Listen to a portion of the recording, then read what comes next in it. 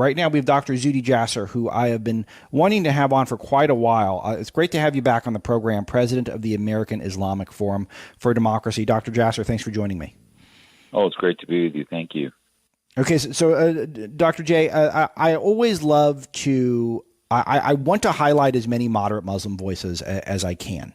And this has been a pretty crazy news cycle. I don't think we've spoken since the new Congress was sworn in with Ilhan Omar, with Rashida Tlaib, and some of the reluctance to condemn anti-Semitism from our Congress for whatever reason.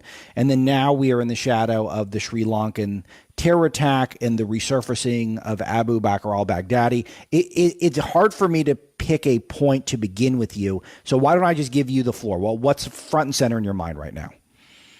Well, I think front and center is as tough as it is to see these really pretty radical Islamists that are now in Congress.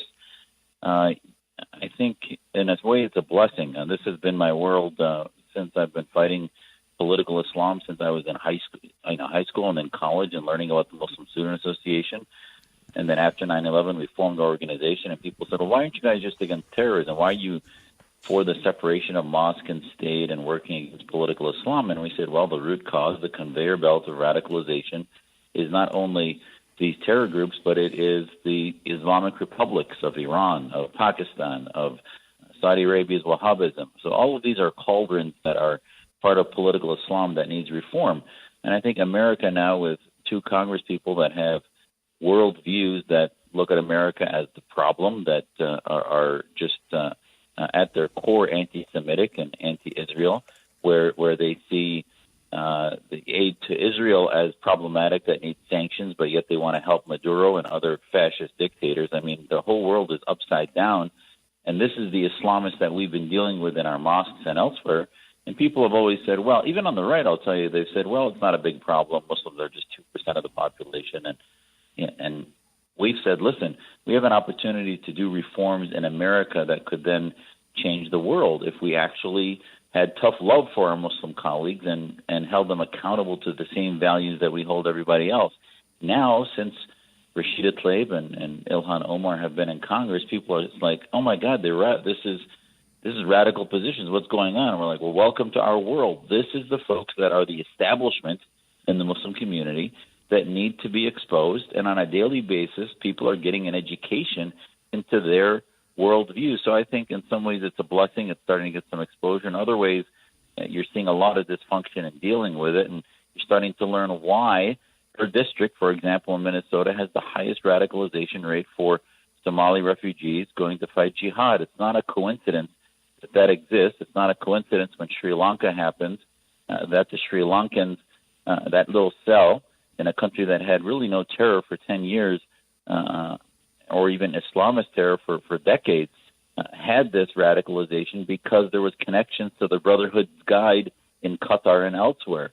So people are starting to put the pieces together. Yeah, it seems like they are. And one thing that I've been very critical of, particularly moderate Muslims, Dr. Jasser, over time, is that they're not seeing enough folks stand up to the radicalization that's happening. It seems like we're making some progress in that regard. It seems like I'm seeing more moderate Muslims speak up and speak out against, be it Sharia or terrorism or extremism. But are you satisfied, or do you feel, am I correct that there's some progress being made, but not enough? People like you speaking out? Yeah, and I think you're seeing still what you're seeing as far as progress is folks that are almost sort of forced or necessitated to speak up. It's not because they've actually begun to help our platforms of reform. And our Muslim reform movement is a coalition of multiple organizations that are startups that are looking to expose the influence of the Brotherhood, legacy groups, to expose the influence of Islamists and ideologies that are not compatible with American law and American identity. And yet they're doing it out of necessity instead of out of really legacy work. And I think that's really the next step, is for American Muslims to realize that, A, we have an opportunity to do things here that our families in Syria and Saudi Arabia and elsewhere cannot do because they don't have the freedom to do it. And B, Americans at some point, if they don't see us embracing Americanism and pushing back against Sharia supremacism, they're going to get ticked off and really begin to make things very uncomfortable. And I think that needs to be a genuine response. And I'm not happy yet. I think ultimately most Muslims say, well, this is not a Muslim country where it's not like living in Syria, so we don't have to do what's necessary. We're sort of happy going to work and just doing our own thing. And that's not good enough. That's not going to be the legacy that's going to affect that. A quarter of the world's population is a constituency for political Islamist groups. And unless we start to push back and have an offense, like in the Cold War, it wasn't just pushing against communism and Soviet war theory. It was an offense for free markets, for Western freedom through Radio Free Europe and other things. We need to have an offense in the Muslim community for reform against political Islam, against the Brotherhood, and we really don't have an offense yet. Okay, so now I do have a few specifics, and you mentioned the Muslim Brotherhood there a couple of times. What was your reaction to discussion of the president designating them as a terror group or a terrorist harboring group? I don't know exactly the legal way to handle it. Do you think it went far? Do you think that you're sick of the talk, or were you heartened that we're even talking about it? No, I'm heartened that actually I think now it's finally going to happen. I think that obviously there's a lot of technicalities about how how our government declares an FTO, which is a foreign terrorist organization. And I testified to Congressman DeSantis' House Oversight Committee on this in July last year, and said why I, as a Muslim, think there's nothing more pro-Muslim than a global designation of the Muslim Brotherhood as an FTO. And just like they declared the IRGC, the Iranian Republican Guard Corps, a terrorist group last month. That was the Shia side that feeds Hezbollah and other radical Islamist Shia groups. Now we've turned attention to the Sunni side. And there's no doubt that the Muslim Brotherhood ideologically has constantly, for its over 90 years of existence, constantly reverted back to terrorism and radicalization. And there's been tons of back and forth between Al-Qaeda, ISIS, and the Muslim Brotherhood. Now, there needs to be some nuance to it. As much as I support a global designation, what does that mean? That means to me you start in Egypt, where the mothership is. You declare the Egyptian Brotherhood a terrorist organization. You declare Syria's Muslim Brotherhood one, Yemen, and Kuwait. I would say start with those four. If you do a global designation and try to say, well, groups in the West that are Muslim Brotherhood, et cetera, that's not only going to go afoul of free speech issues and our constitutional laws, but they have other names and they've shape-shifted into other groups, and there's no doubt there's a relationship. So, again, I would use the Cold War analogy. We declared the Soviet Union an evil empire and had a strategy against them, but we didn't outlaw the American Communist Party and others that clearly, openly did not swear allegiance to the Soviets. Yes, there was a lot of overlap. And I will tell you the benefit of declaring the Muslim Brotherhood in Egypt and those other chapters, at least, to begin to declare them a terror group, is the others then that are part of their global group, especially in the West, will start to wither on the vine because it makes them and their ideas radioactive. Because you're starting to see right now, since this discussion began this week, Alex, we've had a huge push by Qatar-based groups, Brookings Institute, tons of apologists from Turkey on, really beginning to become very concerned because even if it doesn't declare Western groups an FTO, which I don't agree with doing, it will really make their life difficult and start to push forward, I think, more moderate Muslim groups because the Brotherhood's domination tribally of our community will begin to end.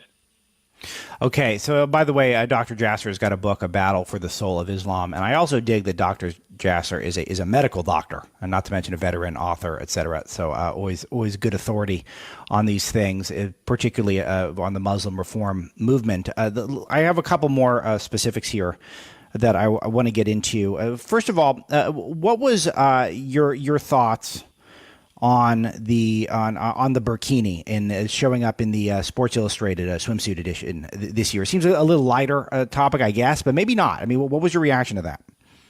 Yeah, I think it's actually related. You know, people sort of try to compartmentalize all these things, and I think it's an insanity where, sort of mainstream folks, if you will, or however you want to identify them, Hollywood and the left, use Muslims as sort of this identity checkbox. And if you look at the rationale of having a swimsuit edition that has a model that's dressed in a burkini. It just doesn't make sense no matter which way you look at it. Is the point to please the fundamentalists, the Salafists that are, don't believe in and don't accept the objectification of women? If that's true, they're not going to be reading that magazine. And B, that burkini and having a model in that edition still objectifies her, and it doesn't even really fit the descriptions of what a burkini should be. You can still see her body shape, etc. So even women I know in our community that are conservative and believe in modest dress are offended by that objectification. Now, if you're on the left and you believe in women's rights and equality and no limitations in dress, etc., which is part of the modern movement of the Me Too generation and equality, it really makes no sense. They're actually empowering an image of hijab and control of women's bodily clothing, which is against Western ideas. So Sports Illustrated has allowed itself to glorify the hijab, glorify this honor culture or purity culture of Islamists, and somehow that's supposed to be a good thing. There are women ripping off their hijabs in the streets of Iran that are trying to be free that then get imprisoned and tortured as a result, and yet you have this model in Sports Illustrated now sort of glorifying it. It's a huge contradiction for the left that, as you see them fawn over this lady in the Today Show and elsewhere, our pop culture seems to be completely backwards in its principles. If this is about women's freedom and equality, this is not the way to get there. Have you're a pretty intellectual guy. Have you been able to square the circle on how the woke left, the politically correct left, is now celebrates women being covered up? And at the same time, the whole point of the burqa is to desexualize women, to make them less of an individual, to make it to, and again, I'm not trying to condemn, I'm not the theologian, and I'm not trying to take a very hard line on the way people want to practice their own religion, but it does seem like a way of making women secondary citizens and to desexualize them. And yet you put them in a magazine that is designed purely to sexualize women. I don't see how the left squares this, and I don't see how the Muslim world squares this circle, but maybe I just don't have the intellectual firepower, Dr. Jasser. Well, you're 100% right. Those are not only is that the main contradictions, it proves that their attention to Muslim issues as simply them being the victim is simply them trying to absolve themselves of the guilt that they know they have, which is a guilt of bigotry, of low expectations, of exploitations of Muslims for their own sort of identity politic. And you see them do this with every minority group that they claim to take under their wing, which is they ignore what's happening internally. The Women's March takes up Farrakhan's racist goons as being part of their protection and security, and they don't care that internally they're anti-Semites and just horrific, groups that don't stand for anything that is American. And yet they don't want to expose it because they simply want to use it for their identity politic. And I think there are many on the left that are beginning to wake up to this and trying to call for, consistency with, you see writings by Barry Weiss in the New York Times and others that are starting to call this stuff out.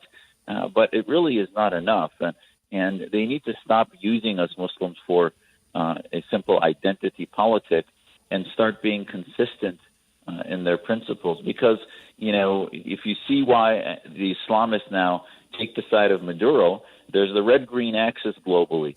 I call it the red-green axis, many do, which is the axis between the fascists of socialist regimes and the Islamists.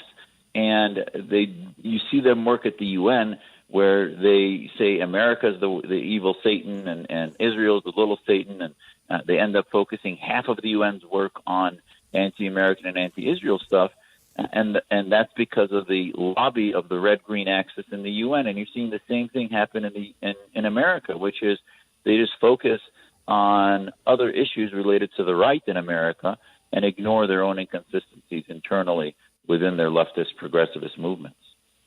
Yeah, good analysis there. Again, Dr. Jasser, is there anything I can plug for you? Because I know that you've got your book, The Battle for the Soul of Islam. I know you're prominent on Facebook and Twitter. Is there anything else that we could plug today?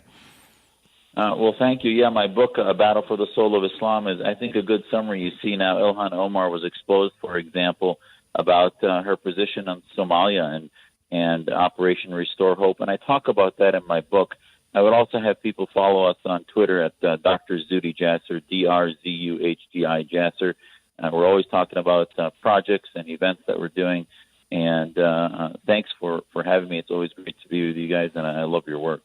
Thank you. Thank you very much. And I have one more question. This is the last one. Today is Holocaust Remembrance Day. And do you think that there is a specific problem with anti-Semitism in the Muslim community?